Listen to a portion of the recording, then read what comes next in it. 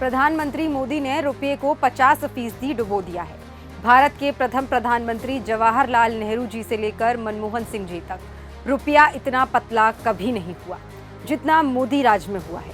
आज मैं आपको डॉलर के मुकाबले रुपये का पूरा इतिहास बताऊंगी। जब अंग्रेज देश छोड़कर गए तब $1 की कीमत 3.31 रुपए थी। जवाहरलाल नेहरू जी के 17 साल में रुपया 2% गिरा।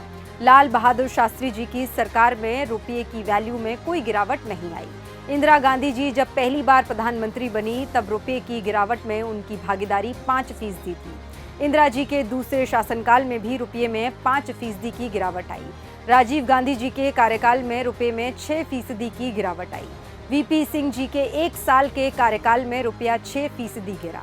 पीवी नरसिम्हा राव जी को अर्थव्यवस्था जर्जर हालत में मिली, इसलिए उन्हें 1991 के बड़े रिफॉर्म करने पड़े।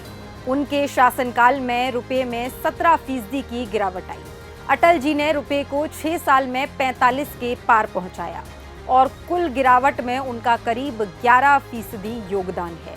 डॉक्टर मनमोहन सिंह जी को 2004 में रुपया 45 पर मिला और 2007 में वे रुपये को मजबूत कर 41 पर ले गए। 2008 की ग्लोबल फाइनेंशियल क्राइसिस और इकोनॉमिक डिप्रेशन के बीच हिंदुस्तान का रुपया सिर्फ 48 तक ही गिरा। 2012 में जब टेपर टैंट्रम हुआ और इमर्जिंग मार्केट की करेंसी टूटने लगी तब रुपया 58 से गिरकर 69 के आसपास पहुंच गया। लेकिन 4 महीने के अंदर कांग्रेस की सरकार रुपये को 69 से वापस 58 पर ले आई। इसके साथ ही हम जीडीपी ग्रोथ को 5.1% से 6.9% पर लेकर गए। सिर्फ 1 साल में 2% की ऐसी ऐतिहासिक उछाल नरेंद्र मोदी के बस की बात नहीं है।